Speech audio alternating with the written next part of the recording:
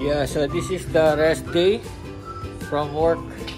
So hindi ako nagpapahinga. Actually, kaya hindi ako nag-gym kasi nag-gym ako pag rest day. So, ang gagawin natin dito, mag-isa lang ako Pero, please visit ka lang Premium Gears.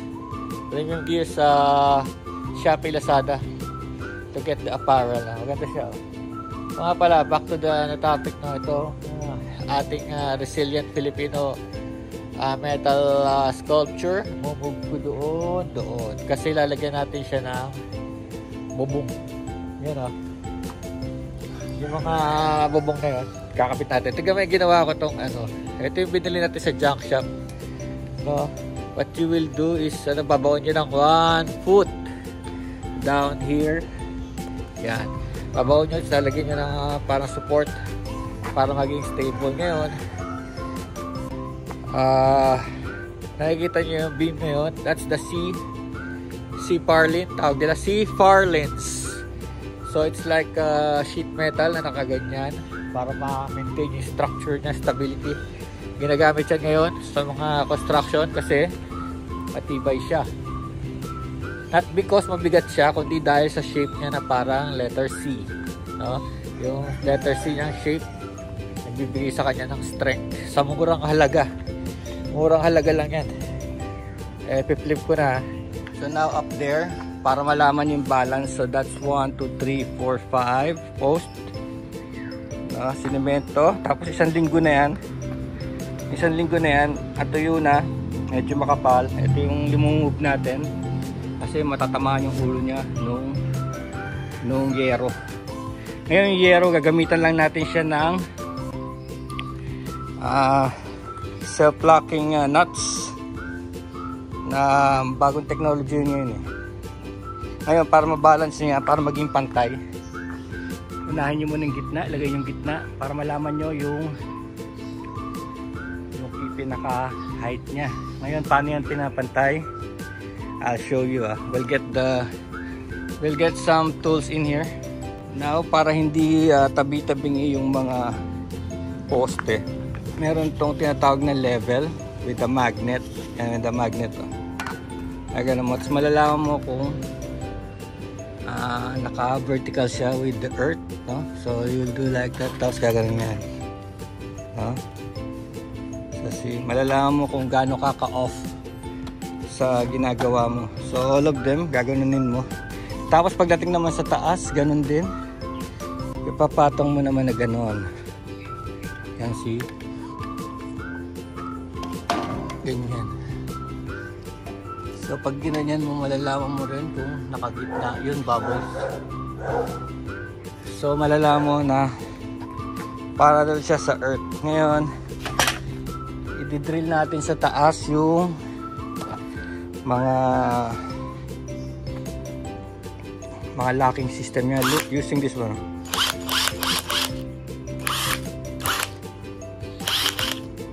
Battery powered, high torque. Ito ang bala niya.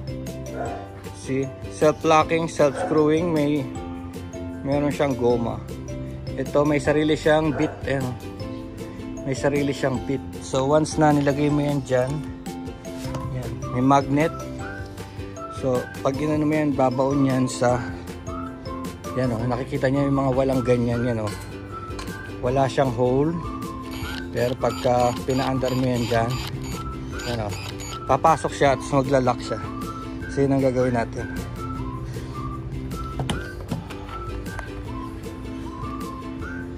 For energy naman, so dahil tayo ay so I need water. This one is a sketch pad. Mamaya baka gagawa tayo ng art mamaya. Tapos we have, of course, legal mag soft drink ngayon dahil heavy work. Ngayon pa lang pinapawisan na ako. So we have the soft drinks and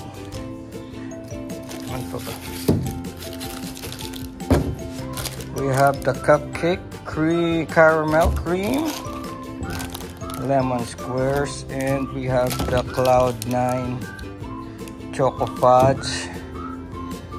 So yan lang magbibigay sa akin ng energy. And of course, pag feel ko. Kakain na rin ako ng lunch kasi magla-lunch na, pero maganda yung hindi ka busog habang gumagawa ng ganitong work. Okay, ito yung sketch pad. Baka gawin natin yung metal face. Sketch ko muna rito. Then we'll prepare the material. Metal face yun. Maganda rin yung art na yan. Okay, so wala muna kaming drinking session kagabi dahil nag-iipon pa kami ng pera. Medyo magastos din. Ano ngayon, drinking session. Kaya titignan ko yung ating karaoke machine kung walang problema kasi nag-e-echo nung nakaraan. Maybe we'll check it. Bumili ako ng parang cleaning spray para mga contact mas malinis ito. Kasi dati nilagyan ko ng ganito na wala yung feedback eh. Usually kasi yung contact yung contact ng mga microphone sa kanilang mga wires. Ayan. So pag nilagyan natin ito, baka mawala. Okay, let's proceed. Naman, premium gears alamay salamin. And of course, may ganito para lang sa dust, no? And protection din yan. Minsan sometimes may splinters, no?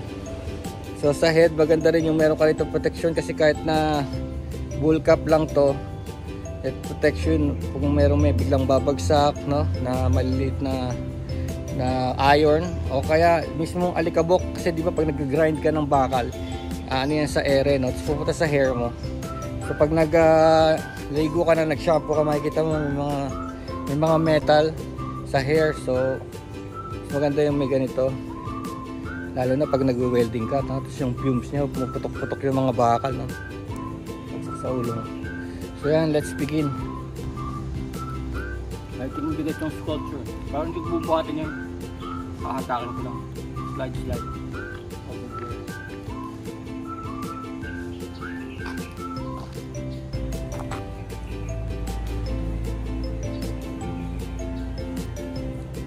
Ito yung time na kumakain ka ng sweets na wala kang guilt.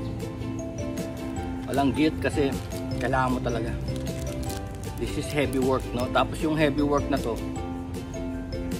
wala kang katulong. So, sometimes, napipwersa ka, no? Para bang kahit di mo na kayang buhatin. But there's no one around, no? Kaya tutulong sa'yo. So, kailangan mong gawin, no? Lalo na pag nandiyan na, binuhat mo na, tapos hindi ka na pwedeng magsigaw-sigaw. Help me, wala. Kailangan bumasag mo talaga. Yun. Malakas yung upper body ko eh. Upper body strength ko malakas. Sanay na. Sometimes yung aking pulling power hindi galing sa legs. Meaning to say, ito lang pag ito tumasos dito sa arm body. Hindi siya maasa sa legs. Sarap. Cloud9. RC Cola.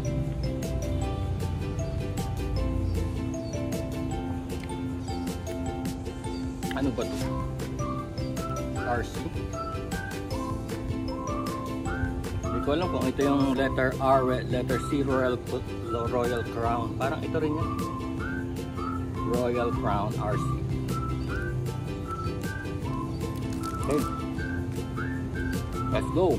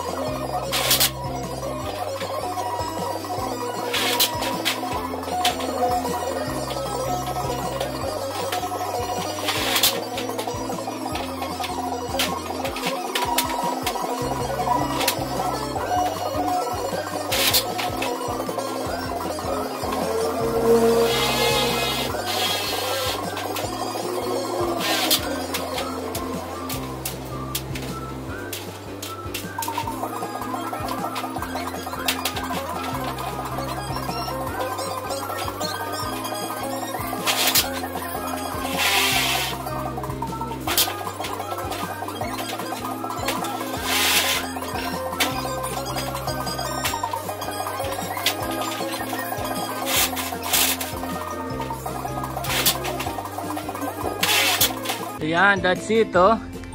Yan loob, height is good. So ang height nito is more than 6. So pasok na pasok ang kotse.